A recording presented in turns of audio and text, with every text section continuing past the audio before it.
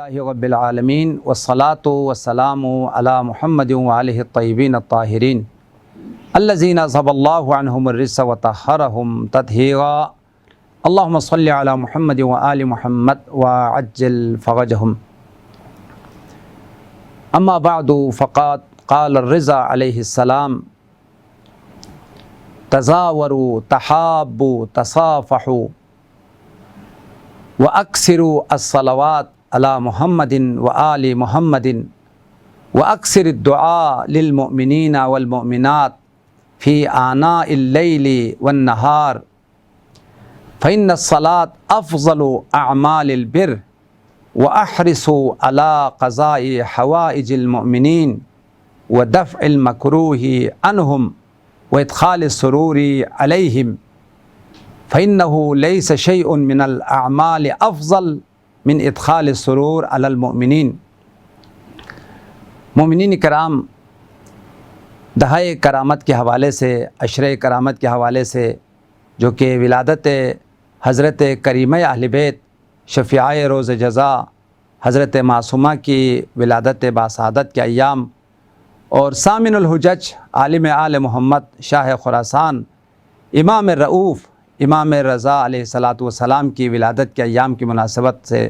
یہ دہائے کرامت انتہائی باشکوہ انداز سے منائی جاتی ہے، اور اس میں یہ کوشش ہے کہ ان دو ہستیوں کی سیرت اور ان کے عظیم پیغامات سے، ان کے فضائل اور عظیم مقام اور منزلت سے مومنین کو آگاہ کیا جائے۔ لہذا سب سے پہلے تو ان دو ہستیوں کی ولادت باسعادت کو آپ تمام مومنین کی خدمت میں ہدیہ تبریک پیش کرتا ہوں، اور اس کے بعد پھر امام رضا کی چند اہم ترین پیغامات کہ جن میں ہماری دنیا اور آخرت دونوں کی کامیابیوں کو بیان کیا گیا ہے۔ کیا کرے انسان دنیا میں کامیابی کے لیے اور آخرت کی کامیابی کے لیے کہ دونوں جہانوں میں انسان خوشبخت ہو، سعادت مند ہو، ایک کامیاب زندگی ہمیں ملے۔ آل محمد نے ہمیں دنیا اور آخرت کی کامیابیوں کو پانے کے لیے، دونوں جہانوں کی سعادت کو پانے کے لیے تمام اصولوں کو، تمام رہنمائیوں کو اور سب کچھ ہمیں بیان کر دیا ہے۔ اب ضرورت اس بات کی ہے کہ ان تعلیمات کو ہم سمجھیں اور ان پر ہم عمل کریں۔ آل محمد کی پیغامات اور ان کی تعلیمات ہمارے لیے دنیا اور آخرت دونوں کی سعادت اور کامیابی کی ضمانت ہے۔ اگر کوئی انسان ان کی تعلیمات کو واقعی معنوں میں سمجھے اور عمل کرے تو اس کے لیے دنیا اور آخرت دونوں کی کامیابی یقینی ہے۔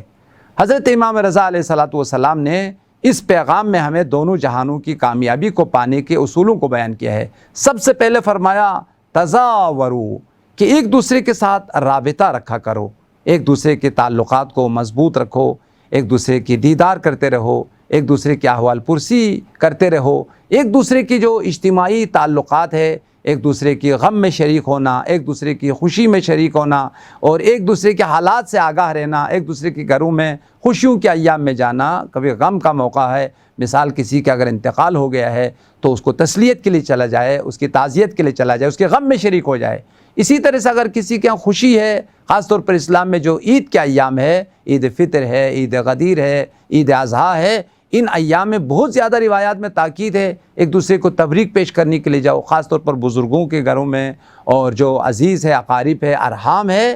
ان کے ساتھ روابط اور ان کے ساتھ تعلقات کو مضبوط رکھنے کی روایات میں بہت زیادہ تاکید اور سفارش کی گئی ہے۔ اور صلہ رحمی اور مومنین سے رابطہ رکھنا، یہ دونوں آخرت، دونوں جہانوں کی کامیابی کا وسیلہ اور ذریعہ قرار دیا گیا ہے۔ لہذا پہلا پیغام امام رضا کا یہ ہے کہ ایک دوسرے کے روابط کو مضبوط رکھو، ایک دوسرے سے تعلقات کو منقطع نہ کرو۔ مولا کائنات کے فرمان میں بھی آیا ہے علیکم بالتواصل والتبادل وإیاکم التقاطع والتبادر۔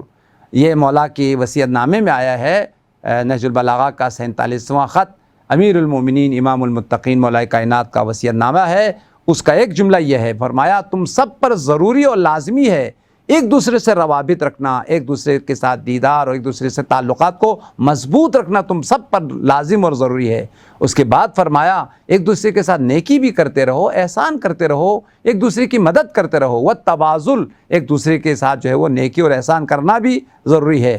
اس کے بعد فرمایا وَإِيَّاكُمْ التَّقَاطُعُ وَالتَّبَادُرُ، فرمایا کہ ایک دوسرے کے ساتھ جو ہے وہ رابطے کو منقطع نہ کرنا، ایک دوسرے کے ساتھ پشت نہ کرنا، پیٹھ نہ پھیرنا، اور ایک دوسرے کے تعلقات کو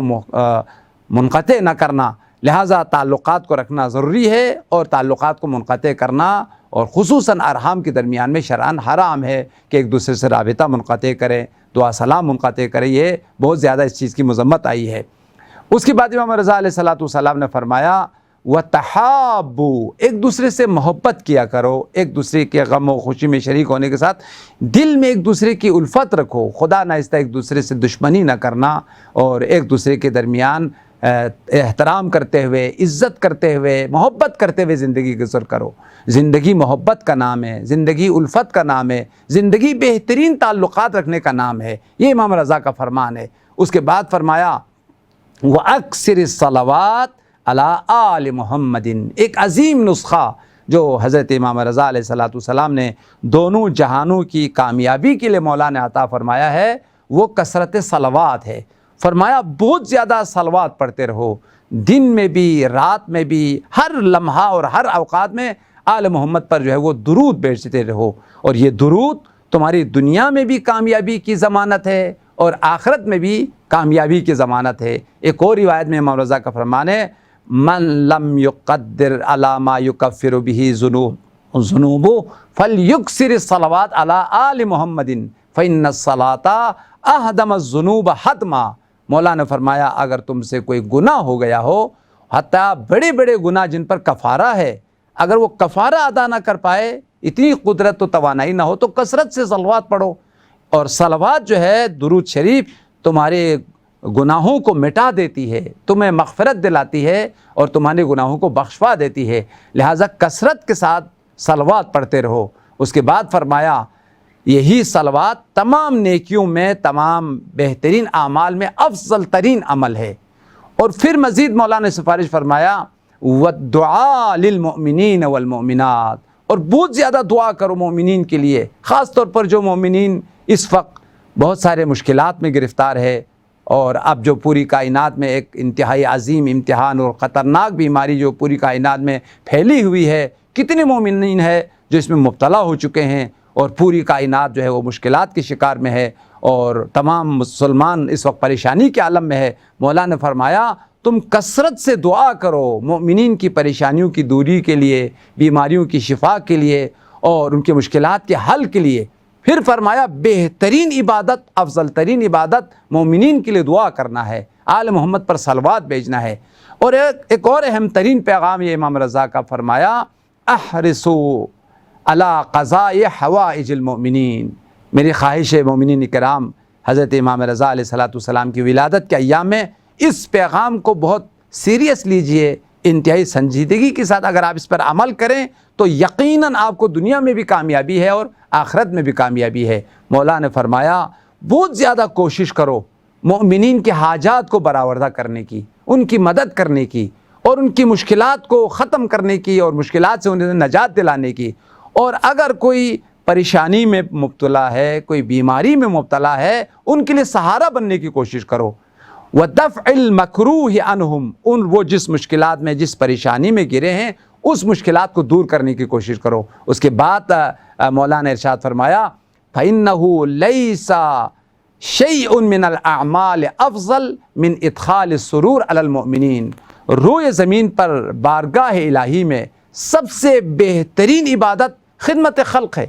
لوگوں کی مشکلات کو حل کرنا، مشکلات میں مدد کرنا، اور پریشانیوں میں، بیماریوں میں ان کے لیے سہارا بننا۔ ادخال السرور، مومن کو خوشحال کرنا کسی بھی طریقے سے، وہ اگر کوئی غم میں مبتلا ہے بیماری کی وجہ سے یا کسی مشکل کی وجہ سے، کسی بھی پریشانی میں اگر وہ مومن مبتلا ہے، اس پریشانی کو دور کر کے اس کے دل کو خوشیوں سے بھر دینا، مولا نے فرمایا اس سے بہتر عبادت روئے زمین پر نہیں ہے۔ یہ صریح جملہ ہے، لیس شیء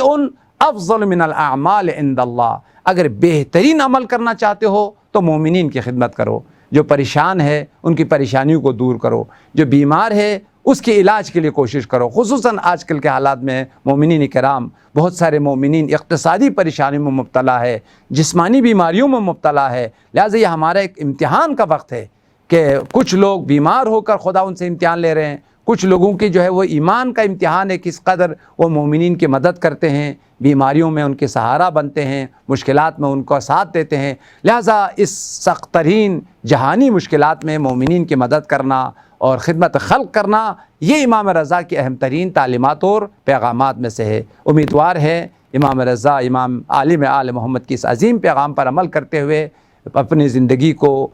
روابط کے ساتھ، درود کے ساتھ، مومنین کی خدمت کے ساتھ اگر گزارے تو یقیناً آپ کے لیے دنیا میں بھی کامیابی ہے اور آخرت میں بھی کامیابی ہے۔ خدایا بحرمت امام رضا، بعظمت امام رضا، ہمیں بہترین اعمال، بہترین عبادات انجام دینے کی توفیق عطا فرما۔ کائنات میں جو مومنین پریشانیوں میں، بیماریوں میں، مشکلات میں گرفتار ہے، بحرمت امام رضا سب کی پریشانیوں و بیماریوں کو دور فرما برحمتک یا ارحم الراحمین۔